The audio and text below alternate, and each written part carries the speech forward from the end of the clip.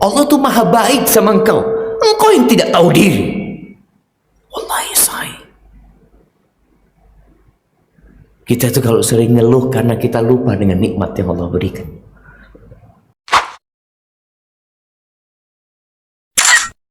Assalamualaikum warahmatullahi wabarakatuh. Alhamdulillah. Alladzi afana fi ajsadina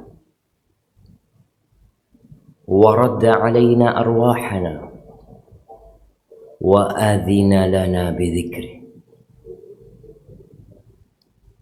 Itu salah satu pujian yang Nabi baca alaihi salatu wassalam tatkala beliau bangun dari tidurnya. Beliau mengatakan segala puji bagi Allah yang telah mensehatkan kita di badan kita. Ini yang bisa hadir di tempat ini insya Allah adalah orang-orang yang sehat.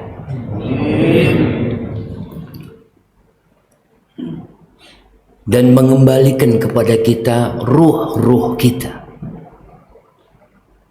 Kita itu nggak punya apa-apa di muka bumi ini. Sampai ruh yang bergabung dengan jasad kita itu milik Allah Azza wa Jalla. Berapa banyak saudara-saudara kita yang tidak pernah bangun lagi dari tidurnya.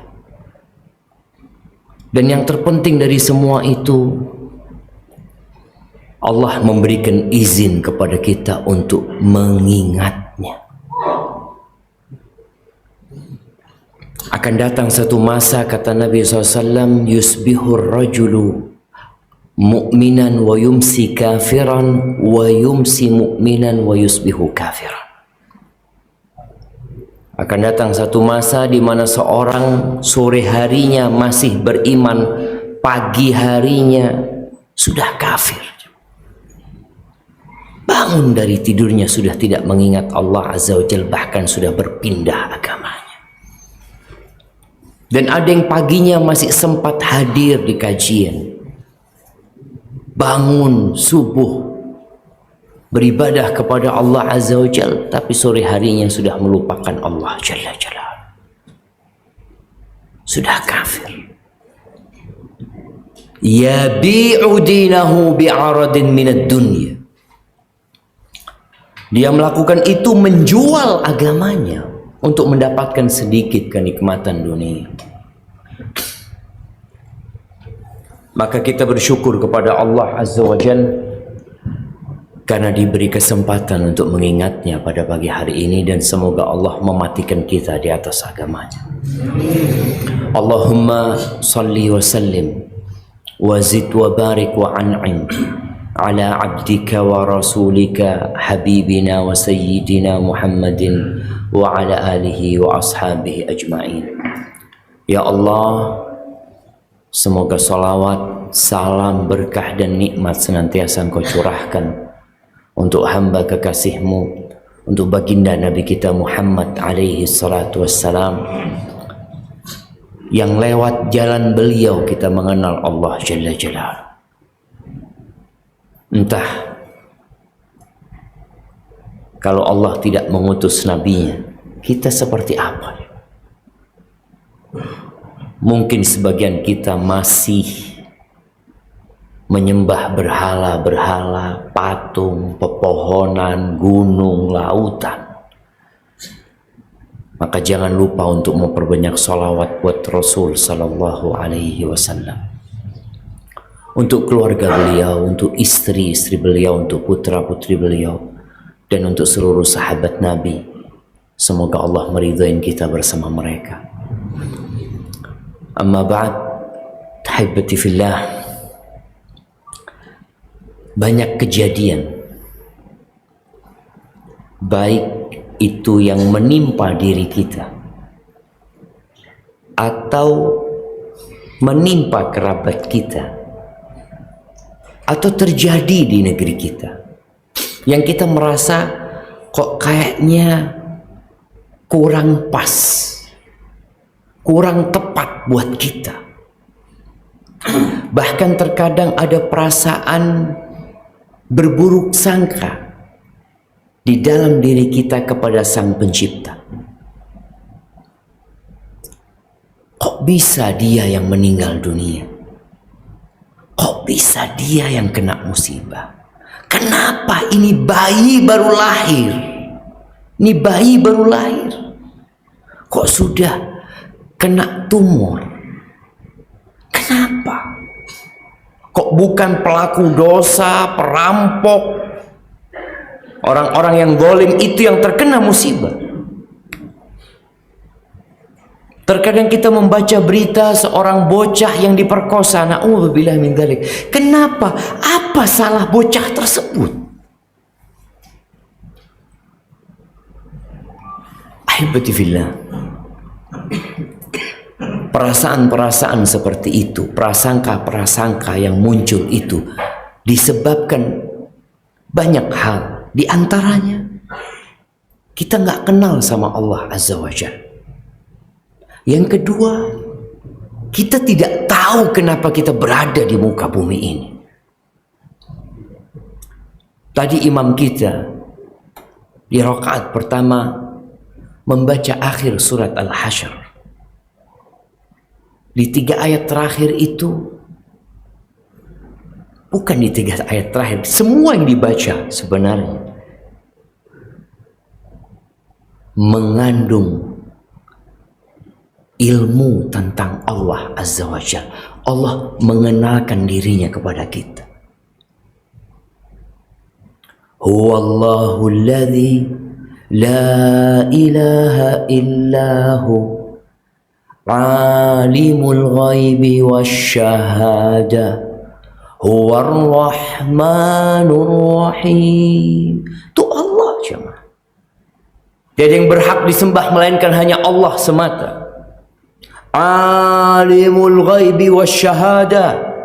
Dia maha tahu dengan yang gaib dan nyata. Kita ini ilmu kita hanya dengan yang nyata, bahkan penuh dengan keterbatasan. Kita nggak tahu dengan yang ada di balik sana. Kita nggak tahu dengan apa yang akan terjadi dengan motor kita nanti di sana yang kita parkir. Tapi Allah tahu. Dan Allah tutup ayat ini dengan mengatakan Huwar Rahmanur Rahim. Allah tuh maha pengasih, maha penyayang.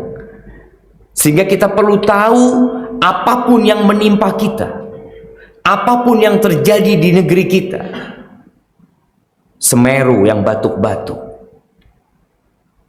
yang kemudian menyebabkan negeri ini bingung. Semua orang datang ke sana membawa donasi untuk membantu saudara-saudara kita yang terkena bencana di sana. Itu tanda rahmat Allah Azza wa Jalla. Allah itu Ar-Rahman Ar-Rahim. Kemudian huwallahu alladzi la ilaha illa huwal malik Al-Quddus, As-Salam, Al-Mu'min, Al-Muhaimin, Al-Aziz, Al-Jabbar, Al-Mutakabbir. Itu nama-nama Allah.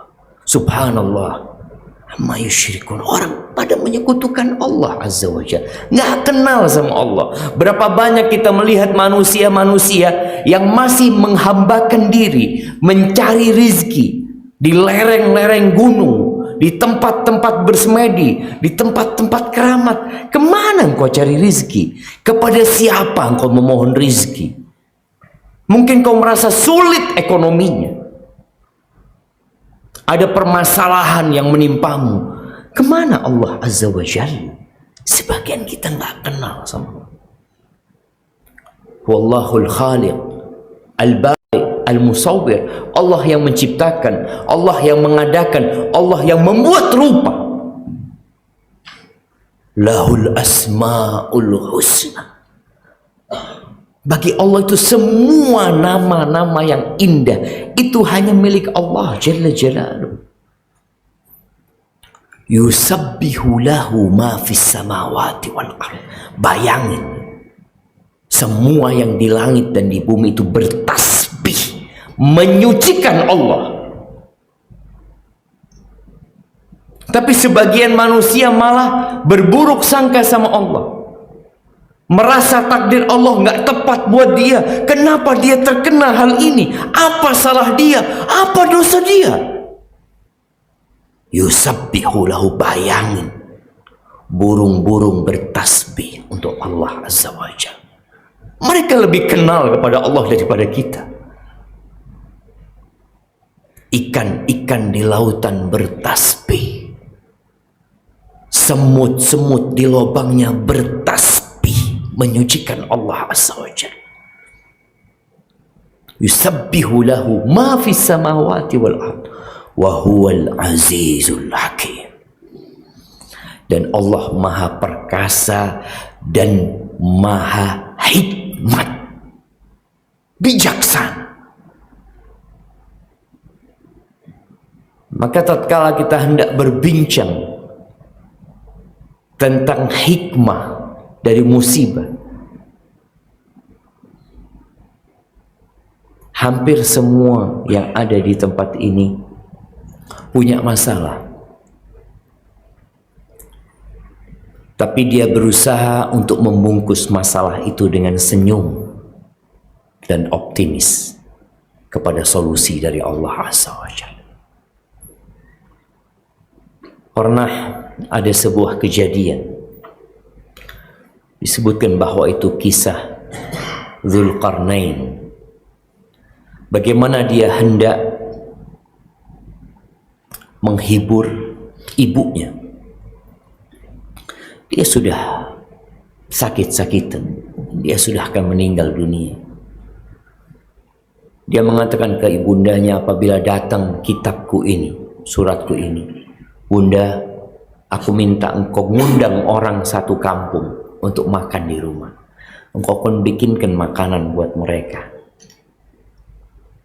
Tapi sebelum mereka mengkonsumsi makanan tersebut, Bunda baca suratku ini, sampaikan kepada mereka bahwa anakku berpesan, yang boleh makan di tempat ini hanya yang tidak punya masalah dalam hidupnya. Dan ternyata satu kampung itu nggak ada yang makan, jemaah. Kita semua punya masalah, tapi kita tahu Allah itu Ar-Rahman Ar-Rahim. Allah itu maha pengasih, maha penyayang. Yang terkadang kita lupa dengan kasih sayang Allah. Kita lupa dengan banyaknya nikmat yang Allah berikan. Kita fokus kepada musibah yang menimpa kita. Sampai tatkala ada seorang yang mengeluh kepada seorang alim ulama tentang masalahnya, seakan-akan dia mengeluhkan Allah kepada makhluk ciptaan. Maka alim ulama ini mengatakan, engkau punya masalah, iya. Engkau lihat kedua matamu, ada masalah? Gimana kalau Allah mengambil kedua matamu kemudian engkau menjadi buta? Engkau punya dua kaki, engkau bisa berjalan dengannya. Bagaimana kalau Allah Jalla Jalla mengambil kedua kakimu sehingga engkau lumpuh dan tidak bisa jalan? Lalu dia sebutkan nikmat-nikmat yang Allah berikan yang ada pada tubuhnya, yang sering kita lupa dengan nikmat itu. Orang ini baru sadar, Allah tuh maha baik sama engkau. Engkau yang tidak tahu diri. Wallahi sayang. Kita tuh kalau sering ngeluh karena kita lupa dengan nikmat yang Allah berikan. Makanya kita disuruh melihat kepada yang di bawah kita, agar kita terus bersyukur dan tidak berhenti mengatakan Alhamdulillahirabbil alamin. Bayangin, kita mau susah, kita mau tertimpa, kita mau jatuh tertimpa tangga, musibah silih berganti yang menimpa kita. Salat kita tidak pernah berubah, kita tetap wajib mengatakan Alhamdulillahirabbil alamin. Karena kita tidak pernah lepas dari nikmat yang Allah berikan. Nggak pernah. Wallahi jamaah, kalau sedetik kita lepas dari rahmat Allah, binasa kita.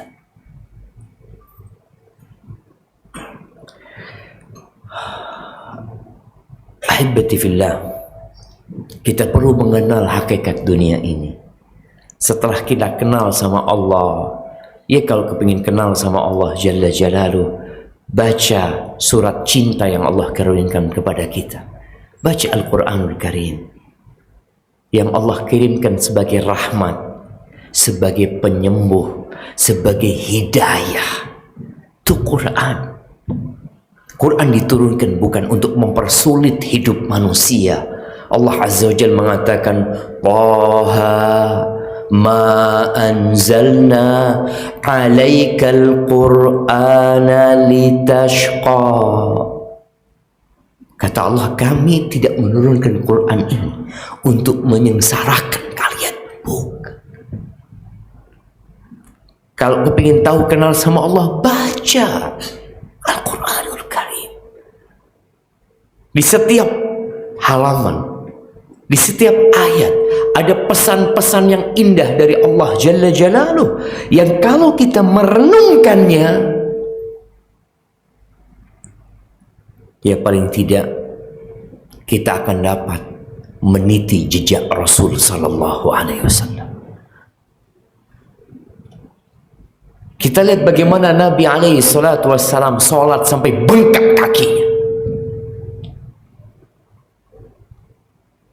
Beliau tidak pernah tidur di ruang ber-AC. Beliau tidak pernah makan roti yang empuk. Rumahnya kecil. Musibah-musibah silih berganti menimpa Nabi alaihi salatu wassalam. Beliau berdakwah, menyampaikan agama Allah, diusir, dilemparin batu berdarah-darah. Nggak pernah Nabi kita alaihi salatu wassalam mengatakan, ya Allah, aku ini nabimu, kok bisa seperti ini? Ada. Beliau sholat sampai bengkak kakinya. Heran istrinya, heran sahabatnya, sampai bertanya kepada Nabi SAW, ya Rasulullah, qad ghafarallahu laka ma taqaddama min dhanbika wa ma ta'akhkhar.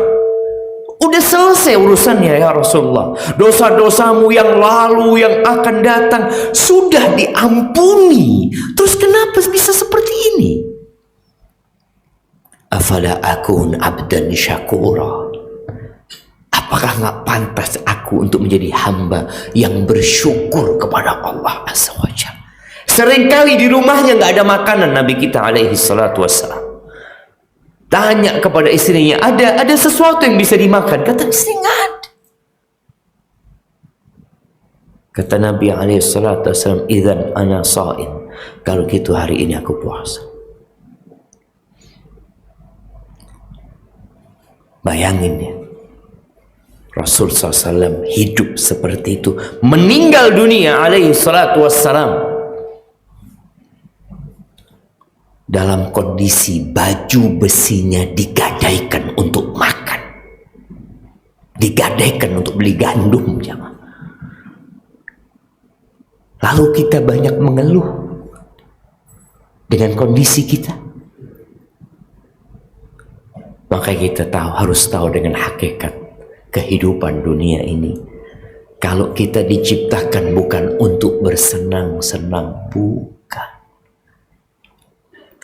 Kita diciptakan untuk mengabdi kepada Allah Azza wa Jalla. Dulu kita nggak ada jemaah.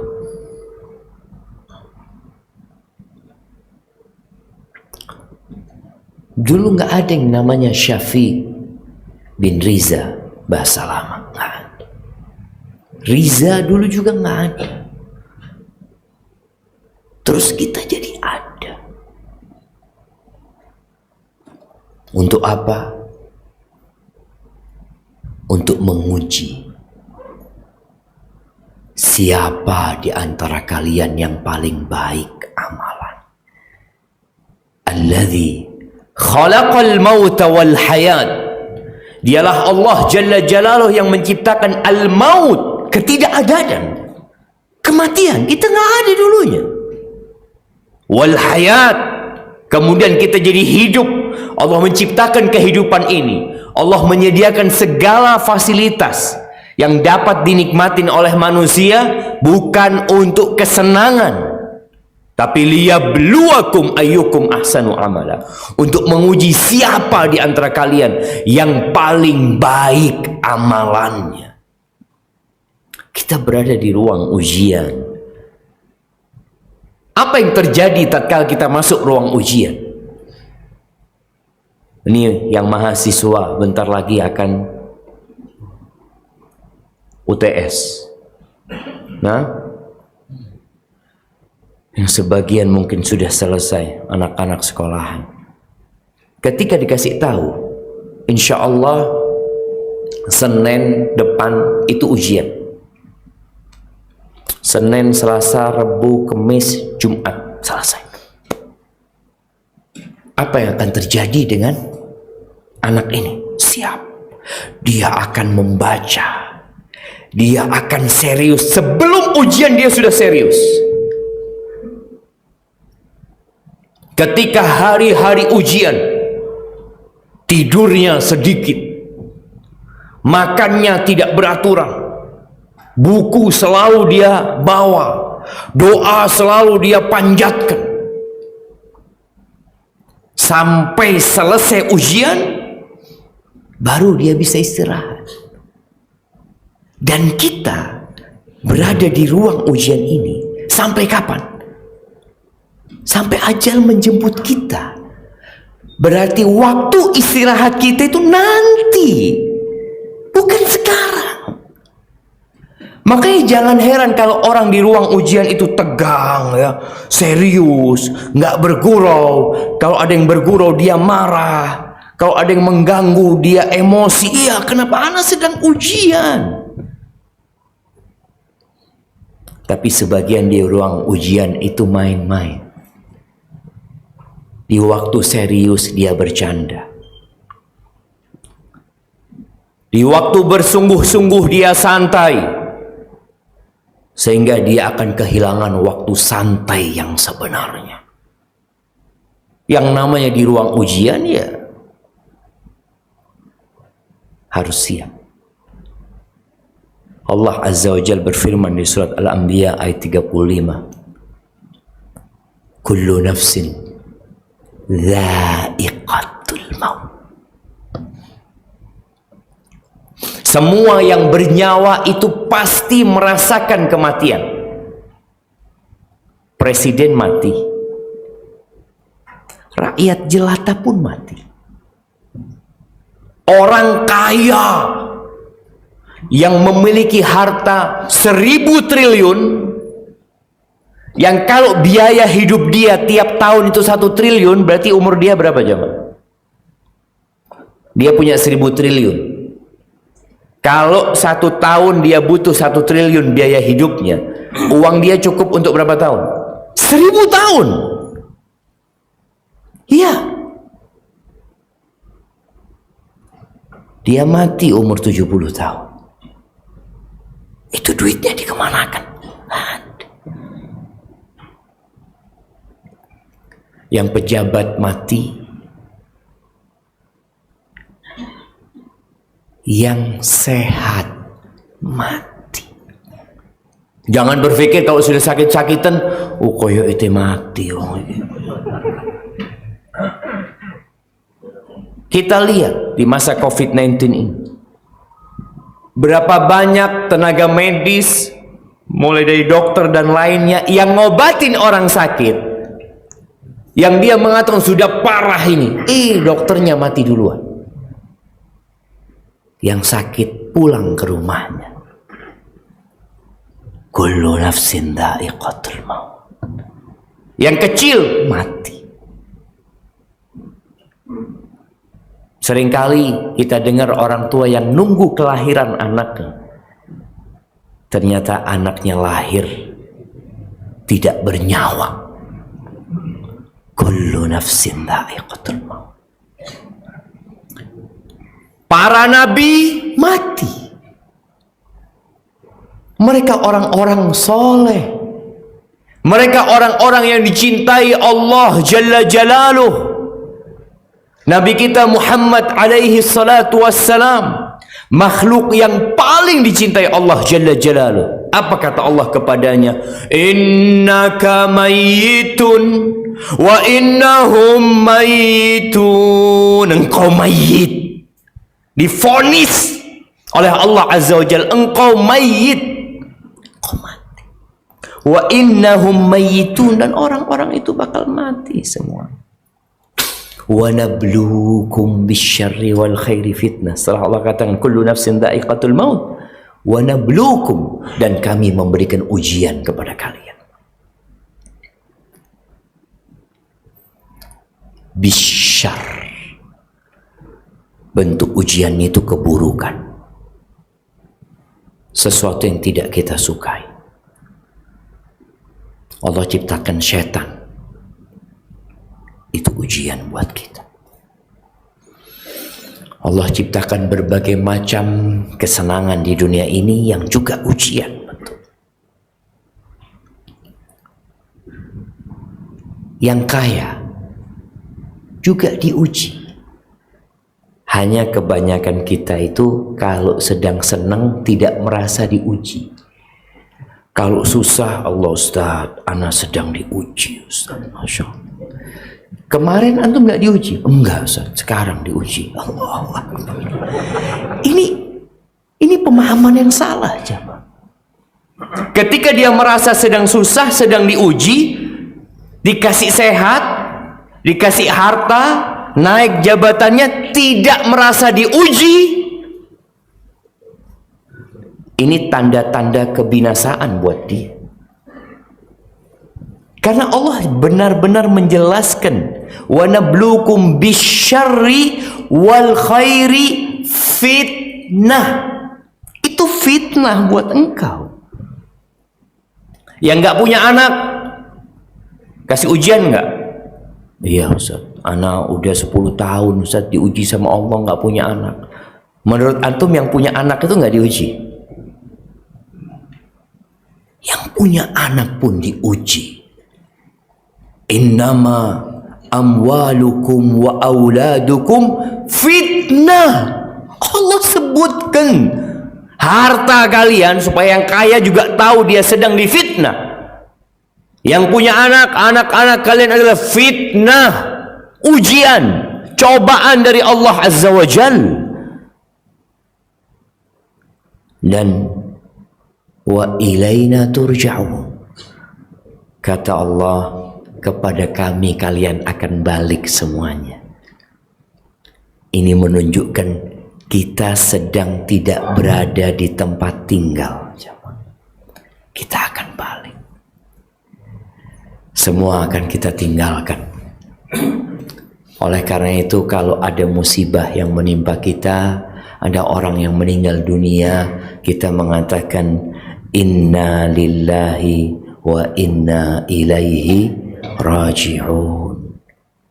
Kami itu milik Allah. Padahal yang mati anaknya, yang mati bapaknya. Tapi kita mengatakan kami milik Allah, bukan dia milik Allah. Cuma banyak kita mengatakan inna lillahi wa inna ilaihi raji'un, nggak tahu artinya, sekedar berbicara saja. Jemaah rahimakumullah, kalau berbicara hikmah dari musibah yang menimpa kita, baik secara personal atau keluarga, atau bencana alam yang menimpa banyak manusia, apa hikmahnya? Banyak. Bahkan kalau bicara hikmah, kita ini hanya menyebutkan beberapa. Kalaupun ada ulama yang berusaha untuk mengumpulkan, itu hanya beberapa. Karena hikmah Allah tidak bertepian. Sebagaimana rahmatnya meliputi segala sesuatu. Gak bertepian. Jadi kita hanya menyebutkan ini diantaranya, ini 1, 2, 3. Tapi sebelumnya izin minum dulu jamaah. Bismillah.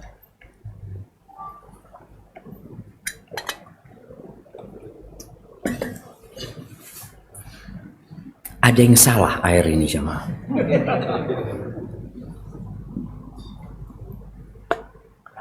Di kanannya Ustadz, masa ditaruh di sebelah kirinya Ustadz? Makanya anak jadi bingung. Nah, jazakallah khair. Ahibati fillah, hikmah yang pertama adalah mewujudkan pengabdian kepada Allah Azza wa Jalla. Agar kita terbukti kalau antum itu hambanya Allah, bukan hawa kesenangan, bukan hawa nafsunya, bukan hawa nafsu, bukan hamba kesenangannya, bukan hamba hawa nafsunya. Karena banyak di antara kita yang hanya menyembah Allah ketika senang. Iya. Ketika dikasih harta berlimpah ruah, ya Allah, Allah itu maha baik. Allah itu sayang sama anak. Kalau dikasih musibah, ada yang nggak benar. Ada yang nggak benar. Antum yang nggak benar. Allah Azza wa Jalla berfirman di surat Al-Hajj ayat 11. Allah mengatakan wa minan nas man ya'budullaha ala harf. Di antara manusia ada yang menyembah Allah itu di pinggiran jamaah. Di sini. Biar antum lihat ya.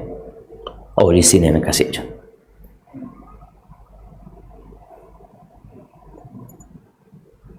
Antum lihat ini. Fa in asabahu khairun itma'anna bih. Kalau dia dapat kebaikan, oh dia tenang, kokoh dia, tapi tetap di pinggiran. Kalau rizkinya dilancarkan, jabatannya dinaikkan, urusan keluarganya harmonis, dia tetap beriman, tenang dia. Wa in asabathu fitnah inqalaba alaq. Tapi kalau terkena fitnah, dia jatuh. Dia balik ke masa lalu dia. Kita berada di Masjid Muhajirin, masjidnya orang-orang hijrah. Ada orang-orang yang ketika hijrah, hijrahnya itu belum matang, masih di pinggiran. Kalau hidupnya enak setelah hijrah, kayaknya bener ini. Iya. Tapi kalau hidupnya susah, balik lagi. Kata Allah Azza wa Jalla, khasirat dunya wal akhir. Dia akan kerugian, dia akan merugi di dunia dan di akhirat. Ketika dia hanya beribadah kepada Allah di pinggiran saja, hanya memuji Allah Jalla Jalaluh, tatkala mendapatkan nikmat, dikasih musibah, selamat tinggal. Nabi kita Muhammad alaihi salatu wasallam, ini ada hadiah nih. Nah, mana mau tanya? Nabi kita Muhammad alaihi salatu wasallam kalau lagi dapat nikmat, beliau memuji Allah. Kalau lagi susah, beliau juga memuji Allah. Apa dua pujian Nabi yang sering beliau baca ketika nikmat dan ketika musibah? Itu kalau kena musibah. Iya. Kalau lagi senang, kayaknya hafalnya cuma satu, sering kena musibah. Baik.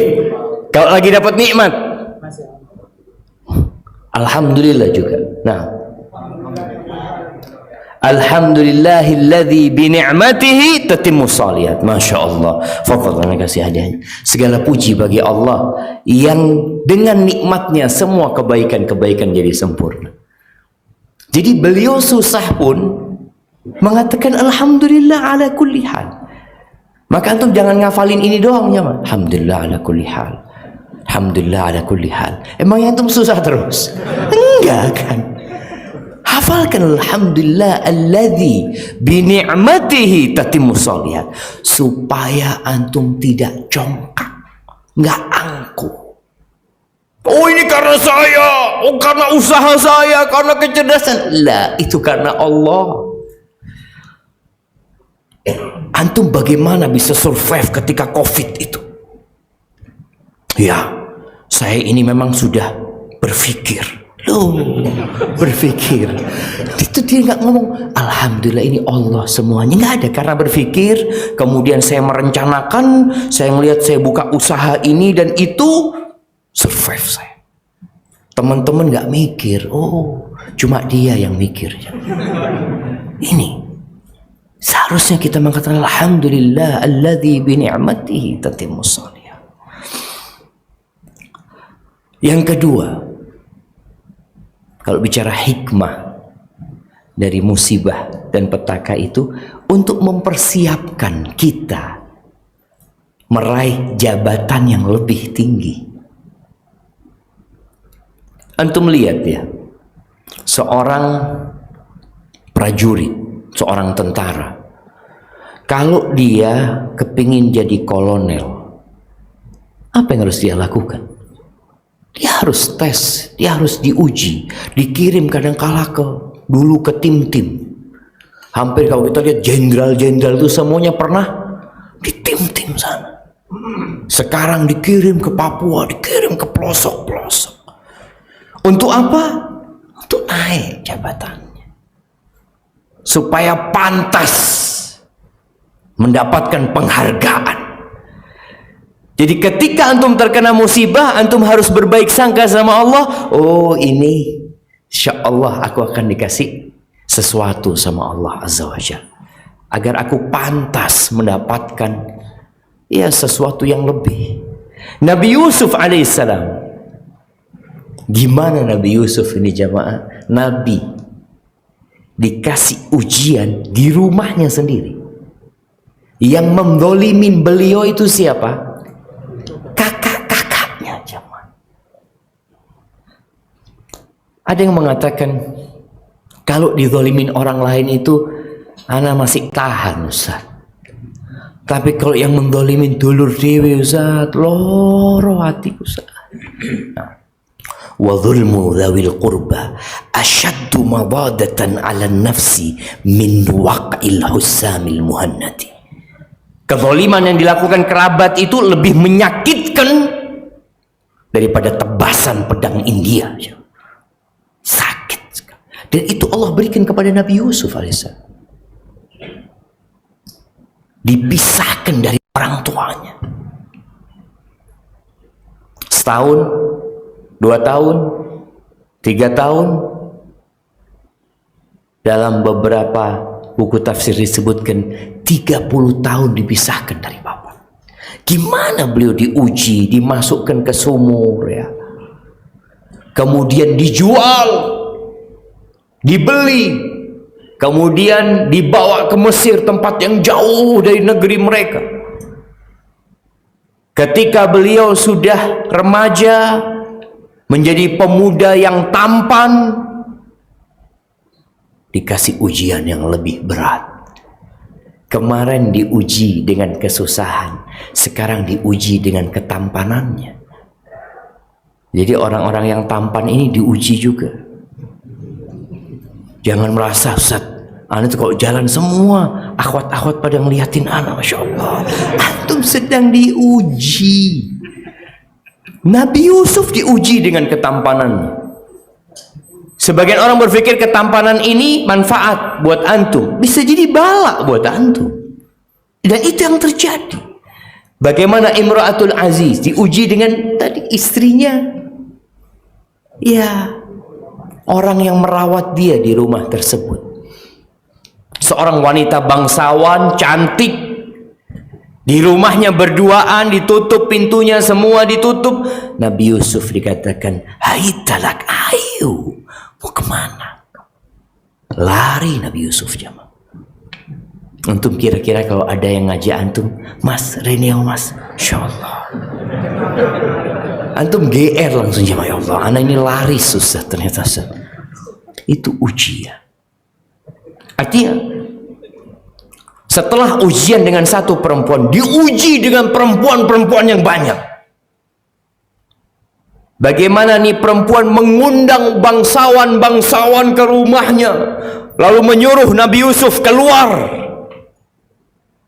Ketika Nabi Yusuf keluar, perempuan-perempuan itu di tangan mereka ada pisau. Mungkin mereka memegang buah yang hendak mereka potong.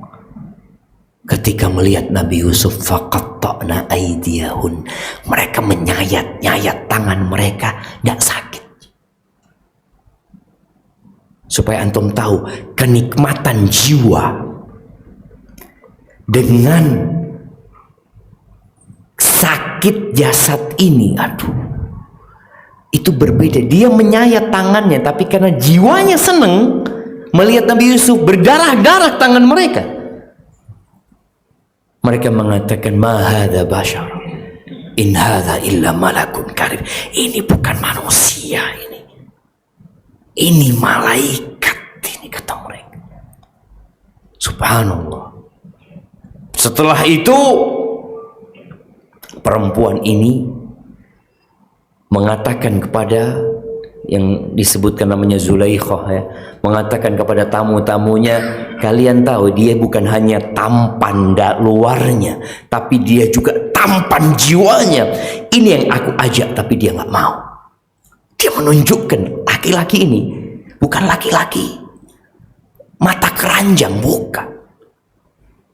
Dia menyebutkan hal itu. Kalau dia nggak nurut sama aku akan penjara dia. Allahu Akbar. Ujiannya dua. Antum gimana kalau dikasih dua ujian? Perempuan yang cantik atau masuk penjara? Aduh, ini pilihan yang sulit. Wallahi sahih, di penjara Nabi Yusuf. Artinya dia dapat kenikmatan. Ujian ini kenikmatan. Ini perempuan yang cantik yang mengajak dia, ini ujian dari Allah Azza wa Jalla buat dia. Tapi penjara pun juga ujian. Nabi Yusuf mengatakan, Rabbi sijnu ahabbu ilayya, Allah, penjara lebih aku cintai daripada ajakan mereka. Di penjara bukan sebulan, 2 bulan, bid'ah sinin. Bid'ah itu dari 3 sampai 10 sampai 9 kira-kira jamaah. Di penjara Nabi Yusuf AS. Ini Nabi jamaah. Setelah itu dikeluarkan untuk berada di jabatan yang tinggi Nabi Yusuf alaihissalam. Jadi antum kalau sedang dalam ujian, antum berbaik sangka, oh ini kayaknya memang harus seperti ini jalannya gitu. Karena orang kalau nggak paham, dia akan hidup menderita. Oh ya Ustaz ya, utang ndak lunas-lunas sampai sekarang. Astagfirullah. Ngelamar kerja di sana ndak diterima.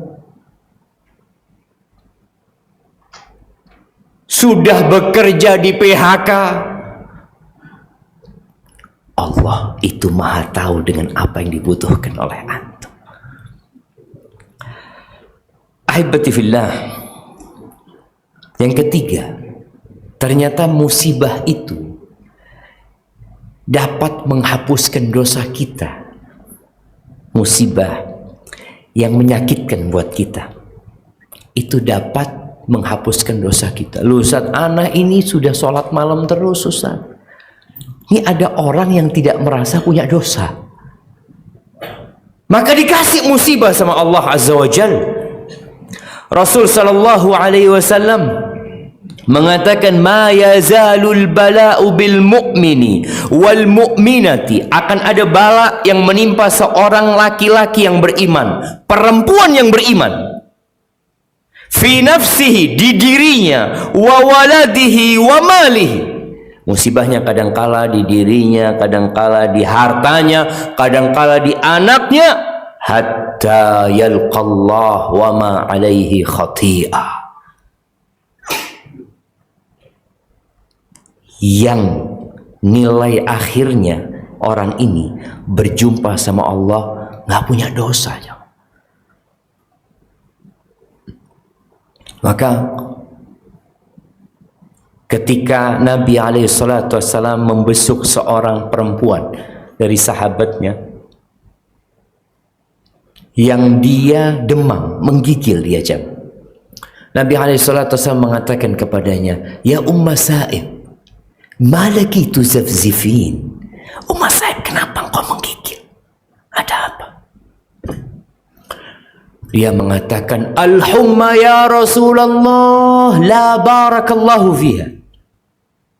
Ini ya Rasulullah, demam ya Rasulullah, semoga Allah tidak memberkahi demam ini.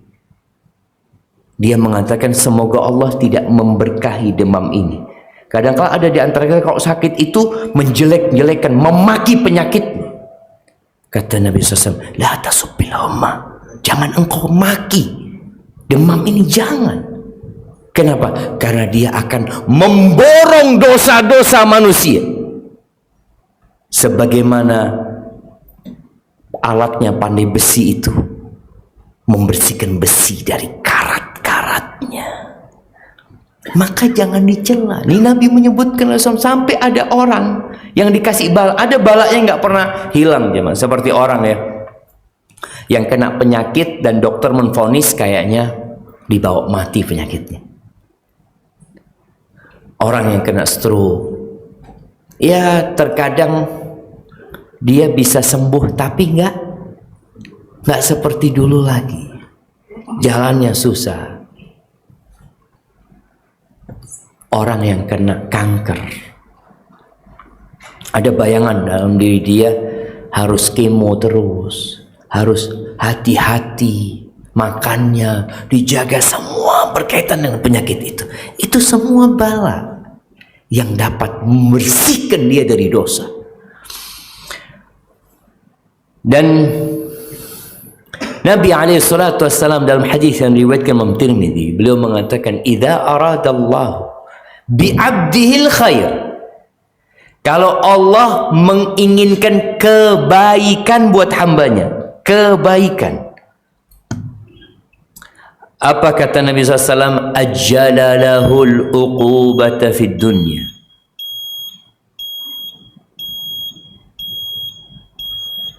Kenapa dia jemaah? Hah? Oh, ujian juga dari Allah itu, katanya. Wis mari Ustaz, cukup Ustaz. Bismillah. Alhamdulillah. Jadi tanda Allah ingin kebaikan buat hambanya, ajjalalahul uqubata fid dunya. Allah segerakan hukuman buat dia di dunia. Jadi musibah yang menimpa pelaku dosa itu tanda Allah ingin kebaikan di dunia. Wa idza arada bi 'abdihi syarra amsaka anhu bi dzambihi hatta yuwafiya bihi yaumal qiyamah. Tapi kalau Allah menginginkan keburukan buat hambanya, dia melakukan dosa, dia berbuat kemaksiatan, dia orang jahat, orang zalim, tapi aman dari musibah. Kita kadang-kadang lihat, ini Ustaz orang sholat nggak pernah. Dia kan berpikir bagaimana orang yang zalim itu, kita memang mendoakan keburukan buat orang menzalimin kita itu nggak apa-apa. Tapi kita kadang-kadang mikir, kok enggak kena musibah orang ini, jamaah. Nggak mati-mati orang. Iya, Allah biarkan. Sampai kelak akan disempurnakan hukuman buat dia hari kiamat. Karena kalau hukuman di dunia, orang itu bisa sadar, jemaah. Kalau dikasih penyakit, dikasih musibah, dia bisa sadar. Allah tidak ingin orang itu sadar. Akhirnya Allah biarkan dia merasakan kenikmatan dunia ini, yang kata Allah, qul mata'ud dunya qalil. Kenikmatan dunia ini sedikit, cuma dikit. kenikmatan dunia ini, Nabi SAW ketika menggambarkan kepada para sahabatnya dunia yang dinikmatin oleh 8 miliar manusia sekarang, itu dibandingkan dengan akhirat, kata Nabi SAW, seperti seorang di antara kalian yudkhil isba'ahu fil yam, memasukkan jarinya di lautan, kemudian dia angkat, falyandur, hendak dia melihat ada berapa tetes air di jarinya. Itu dunia, dan lautan itu akhirat. Dan dunia seperti diperebutkan oleh banyak manusia. Maka kalau antum melihat orang yang berbuat dosa, kita tahu dia pelaku kezaliman, lalu dia hidupnya senang, maka tetap berbaik sangka sama Allah. Karena terkadang kita mengatakan, ya Allah, ini orang zalim senang hidupnya, ana yang Allah soft pertama terus, kadangkala ngimami azan, tetap urip kayak gini. Ya Allah, kadangkala kita merasa ada yang gak pas di takdir Allah. Semuanya pas, semuanya sesuai, tapi kita gak ngerti. Kitanya gak ngerti. Kemudian yang keempat, ternyata musibah itu bisa memberikan pahala, bukan hanya menghapuskan dosa, memberikan pahala dan mengangkat derajat nanti di surga Allah Azza wa Jalla. Kalau yang kedua tadi mempersiapkan orang ini untuk menjadi orang yang matang, seperti matangnya Nabi Yusuf alaihissalam, seperti matangnya Nabi Musa alaihissalam. Nabi Musa itu 10 tahun jadi penggembala kambing. Fir'aun di istananya menikmatin kerajaannya, menyembelih putra-putra Bani Israel. Nabi Musa 10 tahun mengembala kambing di sana. Tapi itu untuk mengangkat, untuk mematangkan dia mendapatkan sesuatu yang berat untuk diemban. Kalau yang keempat ini dapat pahala dan diangkat derajatnya di sisi Allah Azza wa Jalla nanti di sana.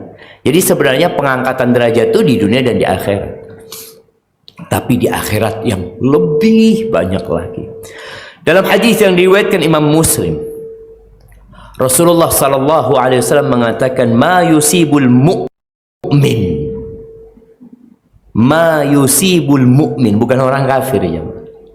Apa saja yang menimpa orang beriman, min syaukatin fama fauqaha illa rafa'ahu Allahu biha darajah au hatta anhu biha khatiyah.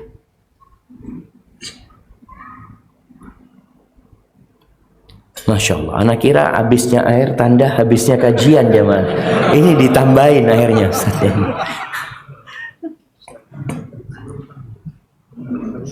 Baik. Apa saja yang menimpa orang beriman, duri atau yang lebih kecil atau yang lebih besar dari duri. Kadangkala kita bersihkan tangan kita, kuku kita, tahu-tahu kecucuk, sakit. Antum kalau kecucuk itu ingat sama dosa. Ya Allah, aku dosane hamba, ya Allah, astagfirullah. Antum kadangkala jalan kesandung, ingat banyak dosanya hamba ini, ya Allah. Ini kan penghapus dosa dan pengangkat derajat. Tapi kadangkala kita kena duri, lagi mau diangkat derajat anak sih. Iya, memang bisa mengangkat derajat musibah itu, tapi awalnya untuk menghapuskan dosa. Maka kata Nabi SAW, illa rafa'ahu Allahu biha darajah, melainkan Allah akan mengangkat derajatnya atau Allah hapuskan dosanya. Jadi tergantung orangnya, tergantung bagaimana kita. Kita melihat yang paling besar cobaannya siapa? Para nabi. Asyaddun nasi balaan al-anbiya. Para nabi yang paling besar cobaannya. Coba kita lihat Nabi Nuh alaihissalam. Berapa tahun berdakwah jemaah? 950 tahun berdakwah. Yang ikut berapa? Ada yang mengatakan 70, paling banyak 80 orang. Cuma segitu. Diuji sama istrinya, diuji sama anaknya. Bagaimana Nabi Ibrahim alaihissalam diuji sama Allah azza wa jalla, sama bapaknya sendiri. Ujiannya itu bapaknya sendiri. Dibakar Nabi Ibrahim. Bertahun-tahun minta anak, belum dikasih sama Allah azza wa jalla. Diuji. Bagaimana Nabi kita Muhammad alaihi salatu wassalam. Jadi ternyata bala itu untuk mengangkat derajat, selain untuk menghapuskan dosa. Kalau orangnya orang soleh, yang kena musibah orang ya, bukan kita. Karena kalau kita merasa soleh. Tapi kalau melihat orang, kita kan berbaik sangka, orang ini Masya Allah. Jangan berburuk sangka. Ada seorang alim ulama, seorang yang menyebarkan kebaikan, lalu dia kena musibah, mobilnya tabrakan umpamanya, kemudian dia terluka ini itu. Jangan mengatakan duit dosa satiku. Dosa. Astagfirullahaladzim. Jangan. Tapi kalau kita yang kena musibah, dosa dulu. Tapi kalau orang lain, mudah-mudahan kayaknya untuk mengangkat derajat dia. Tapi kalau memang dia pelaku dosa, ya mudah-mudahan itu menghapuskan dosa-dosanya. Kemudian ahibati fillah, musibah itu mengeluarkan sifat ujub, berbangga diri. Di situ ada pelajaran tauhid, agar kita tahu kita makhluk yang lemah. Antum dikasih sama Allah sakit gigi, antum cari orang yang dapat mengantarkan antum ke dokter gigi. Antum ke tempatnya dokter gigi, minta tolong dok, loro dok, jadi tahu, supaya kita nggak ujub. Allah azza wa jalla mengatakan wa khuliqal insanu dha'ifa. Manusia benar-benar diciptakan lemah. Ketika dia nggak pernah sakit, ketika dia nggak pernah susah, kadang-kala dia merasa besar, merasa kuat, dikasih tuh musibah, supaya dia turun lalu mengatakan ya Allah, lalu dia minta sama Allah. Oleh karena itu ahibati fillah, di dalam semua musibah itu pasti ada hikmah. Tinggal bagaimana kita menata hati kita. Sebenarnya masih banyak, tapi karena ini bukan hari Sabtu, bukan hari Ahad ya, Ma. Ini hari apa? Hari Selasa. Ini orang-orang pada mau berangkat kerja. Insya Allah mudah-mudahan kita bisa balik lagi ke Masjid Muhajirin ini, karena kita ingin bersama orang-orang Muhajirin dan orang-orang Ansor kelak pada hari kiamat jamaah. Itu yang dapat Anda sampaikan. Kurang lebihnya mohon maaf. Yang benar dari Allah Jalla Jalaluh, yang salah dari diri Anda pribadi. Allah dan Rasulnya terbebaskan dari kesalahan itu.